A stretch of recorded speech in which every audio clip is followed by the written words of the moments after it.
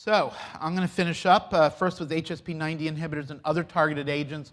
Dr. Bazanova has already spoken about a couple of the agents. I'm going to give a few more details and then focus on HSP-90. So again, my disclosures haven't changed in an hour. Molecular determinants of treatment. I think it's important to note that we have three that are clearly actionable: EGFR mutation, EML4-ALK, and ROS1. In this day and age, outside of a clinical trial, you can order drugs that will target this. You'll get reimbursed. Even for ROS1, I think we have sufficient justification now for crizotinib. We have four that are potentially actionable. You'll hear a little bit more about BRAF and HER2. And then, although it's not really a molecular marker, it's a marker of DNA repair insofar as whether chemo may be effective. Two that I really think are dubious application. Yet some of the pathology companies are still reporting ERCC1 and RM1, and I think that foments confusion and very little illumination. So here's the synopsis. I'll retread some of the path that Dr. Bazanova's covered with BRAF and HER2, and then focus on HSP-90. So again, you've seen the pie multiple times. KRAS 25%, EGFR sensitizing mutations and up to 15%. This is actually an update of the pie from Drs. Johnson and Chris. EGFR other, so mostly resistance mutations, and up to 6% when we really delve enough.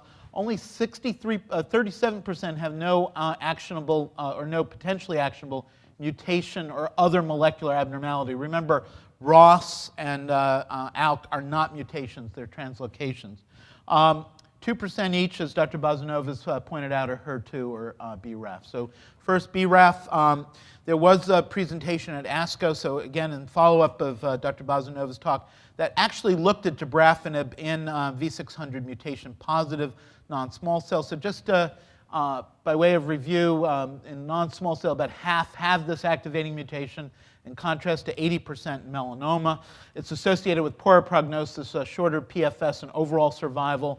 And as you're well aware, both vemurafenib and dabrafenib have well-established activity in melanoma with response rates of about 50% and reasonable PFS, certainly better than we've ever seen with chemo in that disease. So this was a phase 2 study done in France, and I really have to salute the French. They have nationalized marker testing.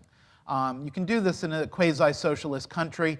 Every single institution, every single patient that's diagnosed with non-small cell has tissue forwarded for analysis at several central locations. I think there are 13 or 14 across the country.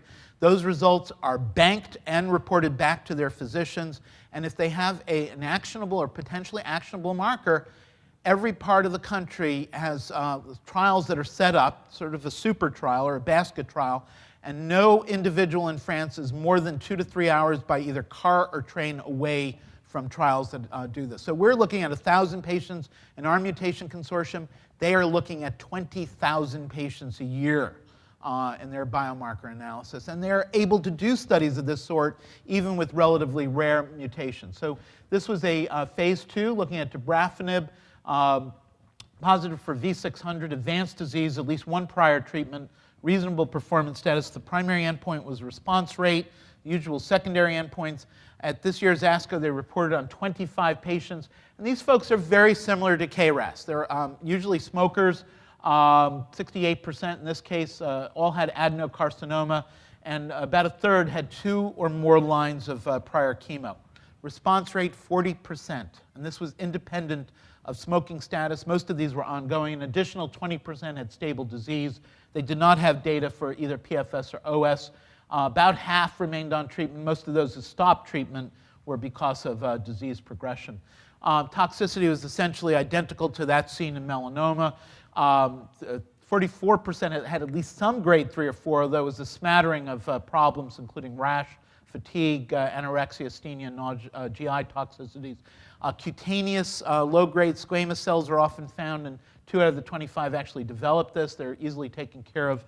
There was 1 grade 5 event.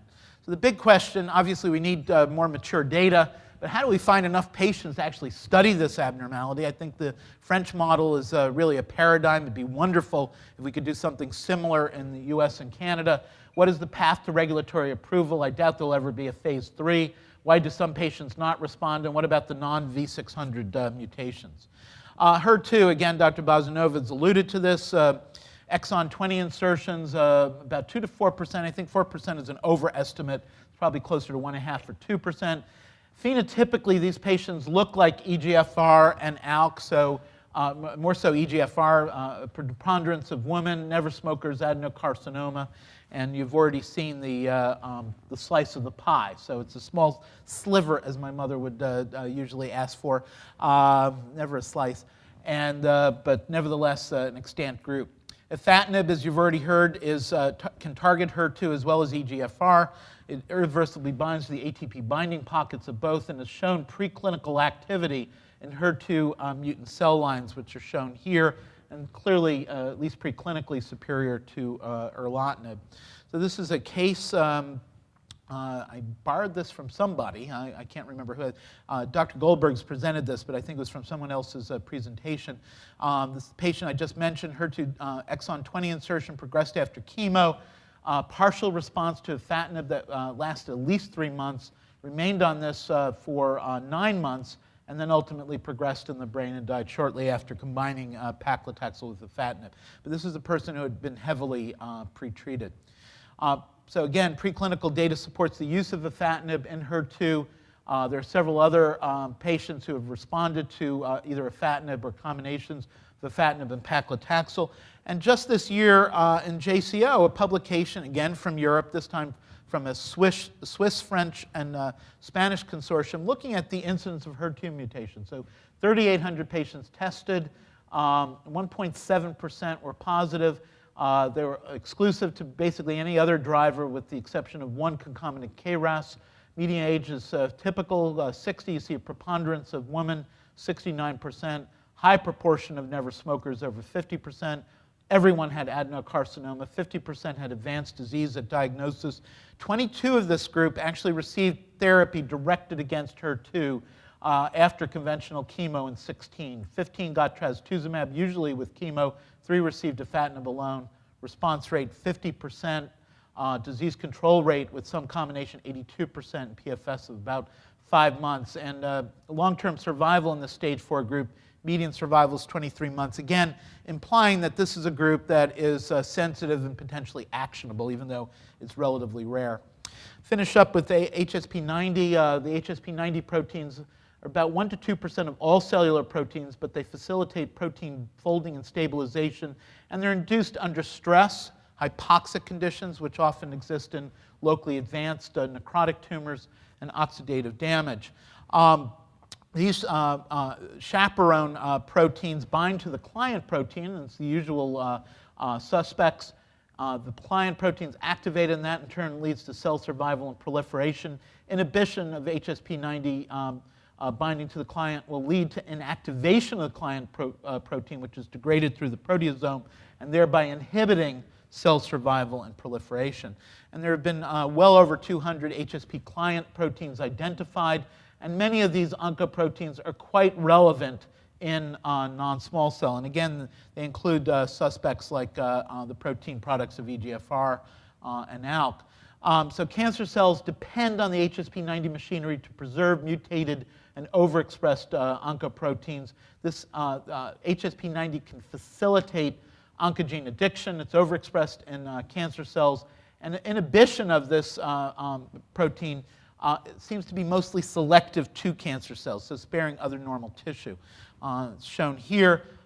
This is the older version of this, the AAG compound with a 100-fold binding affinity for tumor-derived HSP-90 compared to normal cells, and that in turn can lead to tumor cell kill. Go back. There we go. So there's been a long history. These proteins were first discovered over 50 years ago. Some of the early work looked at 17-AAG and gildanomycin, which were originally used for other purposes. And there was some clinical activity, but a lot of toxicity. And so their development was abandoned. More recently, We've had a second generation of agents that are structurally unrelated to the older compounds with higher potency, improved safety, and more selective activity. So again, the older compounds had very few responses and quite a bit of hepatic and ocular toxicity. So here are the HSP inhibitors in clinical development. Focus on three, particularly the gantenerumab compound, which has just entered phase 3 testing.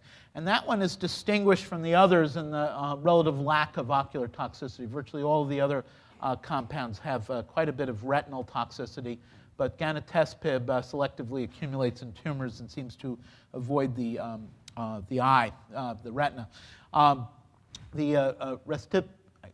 These new drugs are unpronounceable, and that is a conspiracy on the part of pharma to make sure we use the proprietary names and not the generic. I am absolutely convinced. So retispamycin, gantenerumab, these are a collision of consonants that don't normally go together. And fortunately, a license plate, AUY922. All of them have single-agent response rates, so at least some activity, even in the absence of combinations with other targeted agents or chemo. Some of the responses seen with the AUY compound in EGFR mutant patients, many of whom had progressed on prior TKIs, so certainly quite a bit of promise there. The same with ALK-positive patients. In green are those that have responded. Gantenerumab also has activity in ALK-positive and may be synergistic with other ALK inhibitors as shown, and activity as well in crizotinib-resistant cell xenografts, so that's shown here. And even the old compound, 17AAG, can potentially overcome crizotinib resistance, as shown here. So these are just some CAT scans illustrating the activity of these agents, in this case gantenerumab, so an ALK-positive patient who's responding. Mutated BRAF patient is clearly having degradation of a fairly large anterior right lung mass. HER2-positive gastric cancer patient is responding, and triple-negative breast cancer. So across the board, nonspecific. It targets HSP-90, but seems to have single-agent activity in a variety of diseases, and also seems to partner reasonably well with other agents. So the work with gantenerumab has really focused on combinations of docetaxel. The rationale is shown here. At least in non-small cell, both agents have single-agent activity. Both drugs affect microtubuli. HSP-90 inhibitors can interfere or help partially reverse taxane resistance mechanisms, including AKT expression and anti-apoptotic signaling, apropos Dr. Hahn's talk.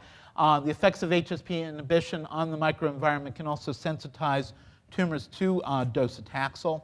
And here again, some preclinical work showing putative synergy for the, or at least additivity for the combination of gantenerumab with docetaxel. So the early phase 1 presented last year at ASCO was able to combine the two agents, full dose docetaxel, 75 per meter squared. The MTD for gantenerumab was 150 per meter squared, days 1 and 15. Dose-limiting toxicity when that dose was pushed up to 200 per meter squared.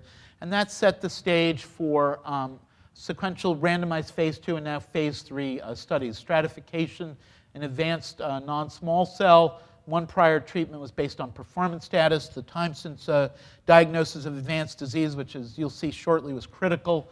Baseline LDH and smoking history. Fairly standard eligibility criteria, so good performance status.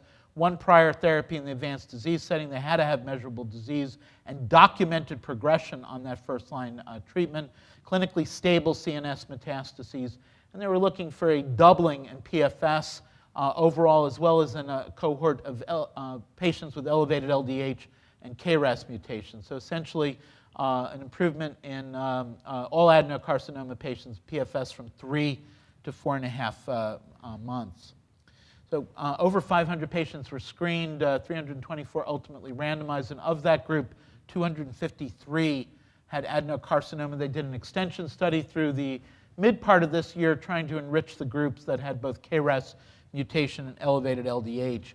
So this was literally just reported at the World Lung Meeting in Australia 2 weeks ago. They have minimum 1-year follow-up now in over 160 patients, so some long-term data. 253 patients overall in that adenocarcinoma group, and fairly typical demographics, well-balanced per arm, slight preponderance of men, good PS. Virtually all had stage 3B or 4, and many of those who were earlier stage had recurred. Only about a quarter were never smokers. You can see about 30% had elevated LDH, which is really no more than a marker of disease burden. Virtually all of these patients had been previously exposed to platinum and about a quarter to pemetrexed. And you see the distribution around the world. The majority of patients on this study came from Eastern Europe. Right off the bat, you get a hint that perhaps this drug may have efficacy. More docetaxel's getting in, 6 cycles on average, again, a tespib. 72% received 4 or more cycles compared to 63% in the control arm, and 8 or more cycles in 41% compared to 20% in the control arm. And 40% actually went on to maintenance therapy with gantenerumab. Toxicities, with the exception of diarrhea and some increase in febrile neutropenia, no obvious exacerbation of the typical docetaxel toxicity. So compared to some other compounds, particularly some of the MEK inhibitors, I think this agent is a bit better tolerated. So overall, no major difference in OS or PFS. You can see the relative hazard ratios. But when we start doing subgroups, and particularly those who are more than 6 months from the establishment of recurrent or metastatic disease, we start seeing an advantage. So this is PFS in that group. You see a 2-month improvement in the median, hazard ratio of 0.72 with a p-value of 0.03. And here's overall survival, a 3.5-month difference. Now remember, this is randomized phase 2, but fairly large numbers, nearly 180 patients, p-value of 0.04 with a hazard ratio of 0.72. Here's OS and PFS for the LDH elevated cohort. Intriguingly, a trend toward improved OS in the absence of any obvious difference in PFS. And then for the KRAS cohort, no obvious differences. The hazard ratios approach unity. So of these 3 separate groups, they've gone on to select the chemosensitive second-line cohort that was diagnosed at least 6 months previous with recurrent or established disease. PFS, both unadjusted and adjusted, and OS adjusted and unadjusted are in the low 0.7 range. And that was the population that's been selected for the phase 3. Here are the forest plots, and pretty much in that population. And you see benefits pretty much across the board, regardless of performance status. Women, for whatever reason, seem to have a greater advantage. North America and Western Europe, for whatever reason, also seem to have a greater relative advantage. So again, the selection, the refractory group actually did worse. The hazard ratio is in the wrong direction, so suggesting that gantenerumab has no major benefit there. So encouraging PFS and OS improvement in those with those who've been diagnosed at least 6 months post establishment of metastatic disease and go on the trial.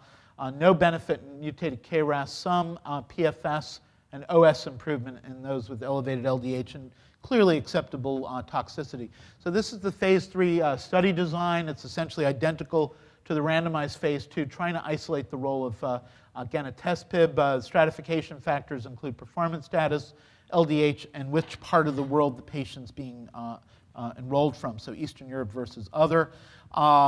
Looking for at least a 3-month improvement in median survival, so 500 patients to generate 80% power and type 1 error of 5%. Lots of secondary endpoints, including quality of life and safety. There are additional mechanisms of action here. There's synergy with platinum and other cytotoxics. It can inhibit VEGF-A, so potential synergy with angiogenesis inhibitors.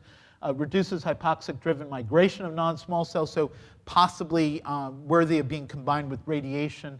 And also HIP-1 alpha expression is inhibited in xenograft models. So in conclusion, HER2 and BRAF in advanced adenocarcinoma of the lung are already actionable, though these abnormalities exist in fewer than 2% of patients each. HSP-90 inhibition is a rational therapeutic strategy, and recent trials have yielded promising results with these inhibitors, both as single agents, particularly in the EGFR and mutant and ALK translocated population, but also in the second-line setting with docetaxel. And we have the first phase 3 that is now ongoing, comparing docetaxel to docetaxel with gantenerumab. So I will end there for the first talk.